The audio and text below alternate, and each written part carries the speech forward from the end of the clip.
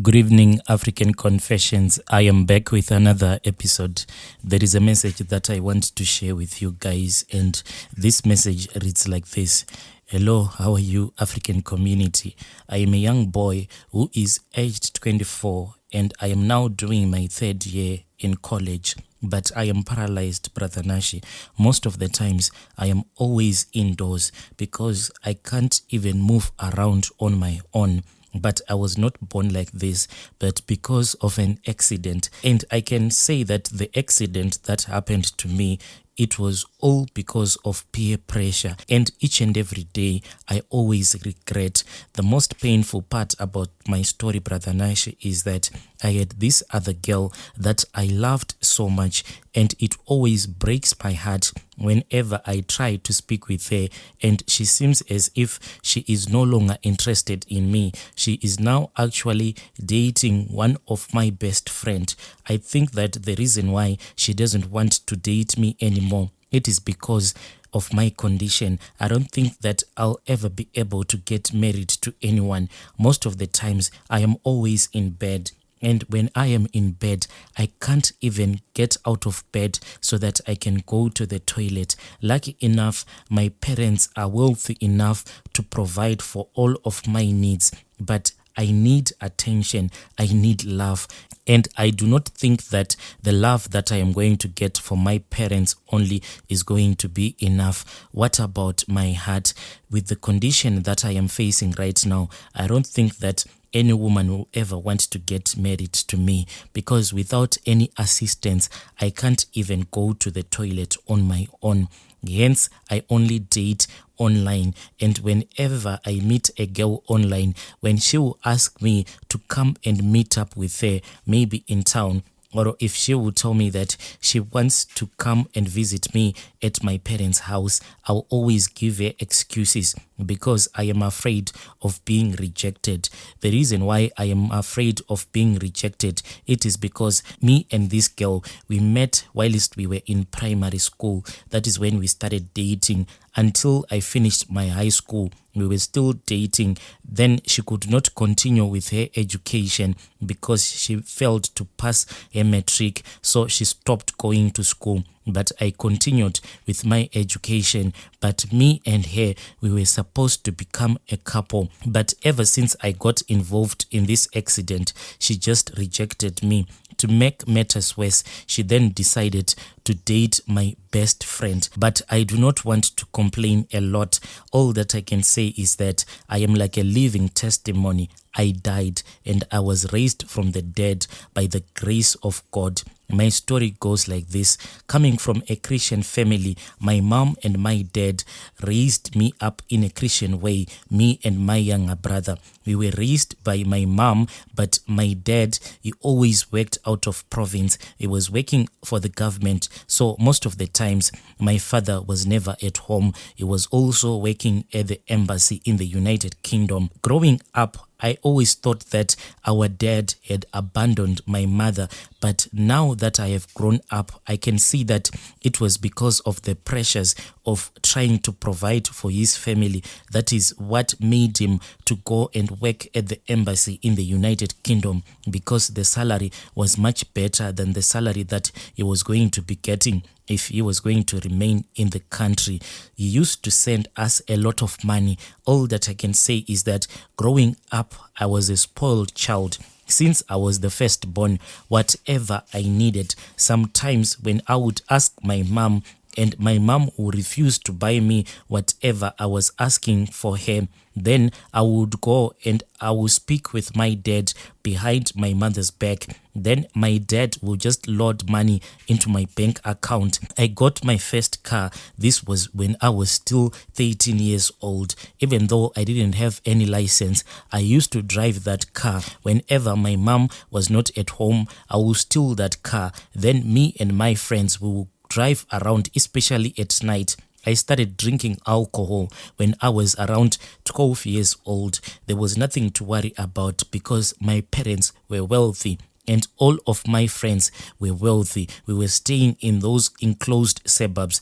So we were never worried about coming across those traffic cops, because in the enclosed neighborhood where we were staying, there was a mall there. So we knew that chances of us coming across the police whilst we were driving without a license, those chances were quite slim.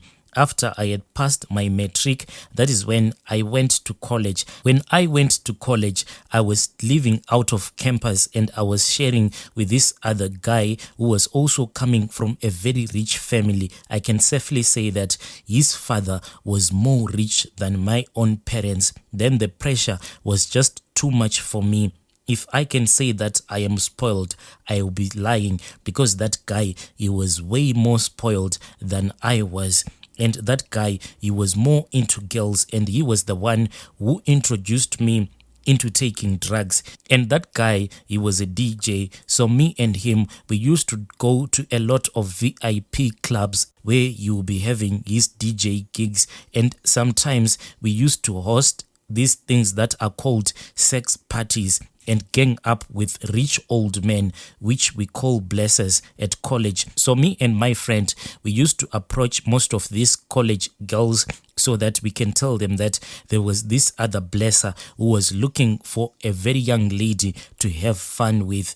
And there was a lot of money that was involved. Most of these young ladies that we used to target, they were coming from very poor family, and some of these young ladies that we were targeting, they were dependent on NSFAS. So whenever we would come and we would give them the proposal that there was a lot of money that was involved in this business, if only they were going to agree to have these sex parties with all of these old blessers. So whenever we would approach these young ladies and we would tell them that there was a lot of money that was involved, most of them, they never refused, because for them this was going to be their only chance in life to experience this luxurious life. So they never refused. But most of these blessers, now that I have come across your channel, I think that some of them that I used to hang around with, I think that maybe there was a possibility that they were ritualists,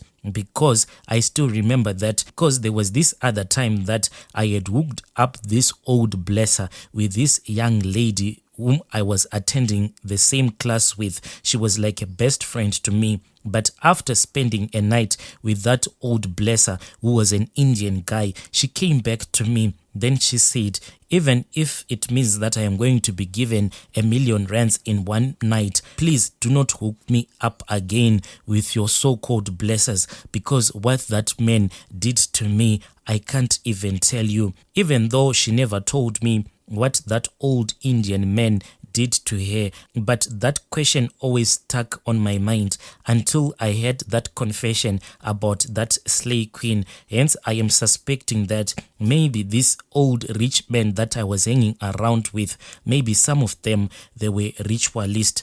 I was like an animal, and my mom, yes, she knew, but simply because my dad had spoiled me so much. Even if my mom would threaten to pull me out of college, then I would tell my dad. It was more like I would report her to my dad. Then my dad will be so angry.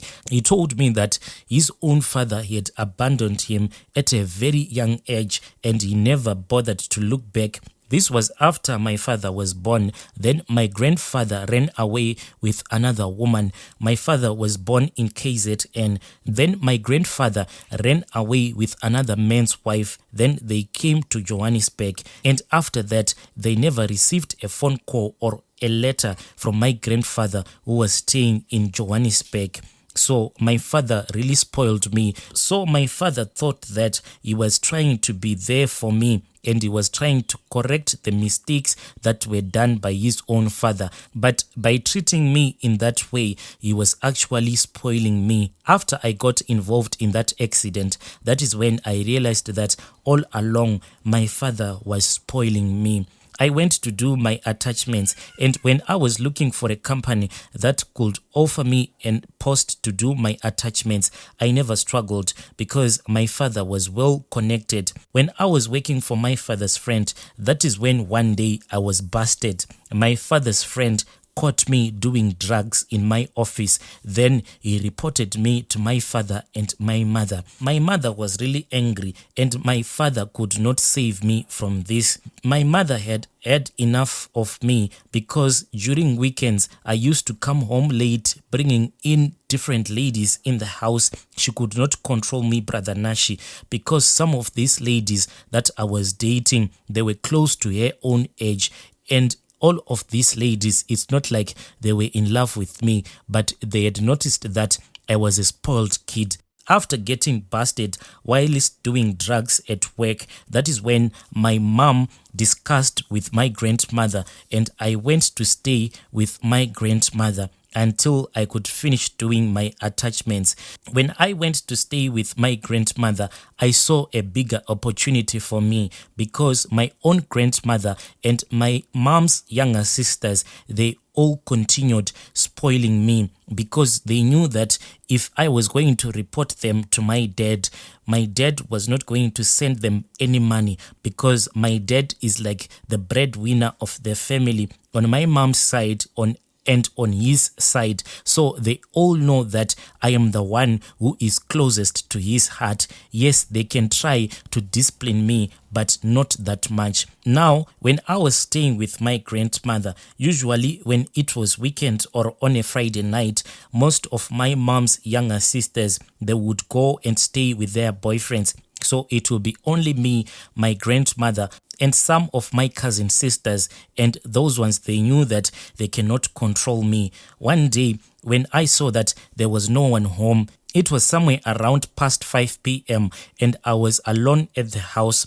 I think that my cousin sister had just left with her boyfriend. That is when I stole my auntie's car. And the reason why I stole my auntie's car, I don't even know, because I just felt bored and I said, let me go out so that I can just enjoy myself. I went to this other tavern in the location. My grandmother stays in the suburbs, so I had to drive all the way from the suburbs. Then I went to the location. There was this other guy that I went to school with. I called him and I told him to find a fine lady for me because I just wanted to enjoy myself. When I went there, we started to drink beer and I was pumping a lot of money. We drank beer until it was somewhere around past 3 a.m. That is when I got into the car and I started to drive back home. Whilst I was driving back home drunk, that is when I had an accident which almost took my life.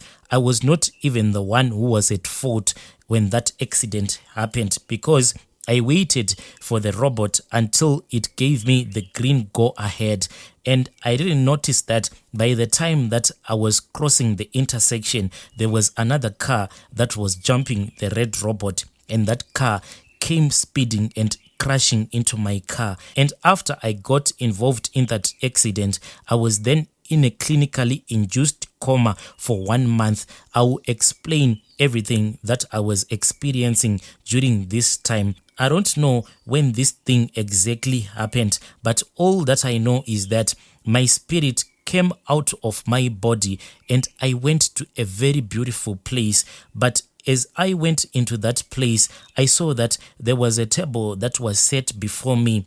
And on that table that was set before me, there were people that I didn't know. And I had never met these people in my life. And one of the men who was dining with me whilst we were seated on that table then looked at me. And when he looked at me, he seemed to be surprised. And he said, "What are you doing here? It is not your time yet. Have you eaten the food already?" Then I said no, because the food that was laid before me, I didn't know how to eat that kind of a food because I had never seen that food before. So I was waiting for the other people to eat first so that I can learn how to eat the food that was laid before us. Then he said, "If you haven't eaten the food yet, it is okay, because this food, it comes from the tree of life. So you need to go back and you still have work to do when you go back, because here there is no place for you yet." Then he said, "I do not know how you managed to get here, but for you to get here, a place for you has to be set and a room for you has to be prepared first. You need to go back. After he had told me that I have to go back, I felt that there was a very strong force that pushed me. The way that this force was pushing me, it was as if I was being vacuumed inside a black tunnel, and I was being vacuumed backwards, coming from that spiritual place, coming back to earth. And when I came back to earth, I fell on top of the hospital roof. When I dropped on top of that hospital roof, I didn't feel any pain, and it seemed as if this physical matter that we can touch in the spiritual realm, it does not even exist, because after falling on top of that hospital roof, I then entered into that hospital through the ceiling until I reached the ward in which I was being admitted. And when I reached into that ward where I was being admitted, I then met another spirit. Even though I could not see this spirit clearly, but it seemed as if it was blocking my own spirit. It was very dark and evil in nature, as if that spirit wanted to take me to another place. But from the way that I felt, this spirit, it was not a good spirit. It seemed as if it was a very evil spirit. The thing that saved me, my brother, is when my mother cried, because when she came during visitation hours, she was with my cousin brother and my cousin sister. So when they walked into the ward where I was, they heard that the machines were beeping, and they saw that on the screen that I was no longer breathing. And what my mother and my cousin sister did not know is that whilst they were crying, seeing that I was already dead, I was fighting with that dark spirit that was trying to drag me to another place that seemed to be so evil. The only thing that saved me is when my own mother started to cry. And when she started to cry, my mother was saying that, God, please not now. You cannot take my son away. Please not now. Give him more years to live. Even if it means that you are going to subtract the years that I am supposed to live, please take those years away from me and give those years to my son. After my mom had said this prayer, that is when that dark spirit disappeared. Then that force pushed me back into my body. That is when I started coughing and breathing. Then my mom rushed to the place where I was sleeping. Then she started to pray. I finally rose from the dead, and I could hardly remember my siblings because I had almost lost my memory. And after that, I came back to my senses. The doctor then explained to me that I was more like a living testimony, because the thing that had happened to me, he had never witnessed it before. He claimed that I had been dead for about 30 minutes, and the only reason why nobody had noticed that I was dead, it was because it was during visitation hours, and by the time that I died, my mom was walking from the reception area coming to the ward where I was being admitted. And when the nurse who was attending me heard this testimony, when she came to see this living miracle, she then started to cry, because she said that indeed she saw that I was not breathing well. And when she rushed to the toilet, she started vomiting. That is why she took a very long time before she could come back to check up on me. By the time that she came to check up on me, I had already risen up from the dead. The reason why she was crying, she was saying that if I was in this ward with you, and if you had died whilst I was attending you, then I was going to call the doctor so that they can start to remove you from the oxygen machine. And maybe, my brother, I was going to die, and I was not going to rise up from the dead like I did. Yes, I am thankful that God managed to raise me up from the dead. But when I look at the condition in which I am in right now, I feel so heartbroken, knowing that the possibilities of me ever walking again are quite slim. This is what the doctors told me. I am going to the hospital for therapy, but they told me not to expect any miracle. But each and every day, I try to pray for my miracle, because if God managed to raise me up from the dead, maybe He is going to give me this miracle. If I am going to walk again, I will never touch any drugs, even drink beer in my life again. That is my story, brother. I thought that if I share this story, it will change the behavior of my fellow college students, not to be taken away by what we see whilst we are in college, because it will bring you nothing else. It will destroy your future. I was supposed to be in school right now, but I am sitting at home in a wheelchair. Mostly I'll be in bed. I can't even go to the toilet alone. My prayer to God is that, please God, try to make me walk again, because I have learned a very good lesson. Please God, give me another chance so that I can walk again. Dear listeners, right there was an email that was sent to us by one of our listeners. Quite a sad story, but please let us remember our dear brother in our prayers.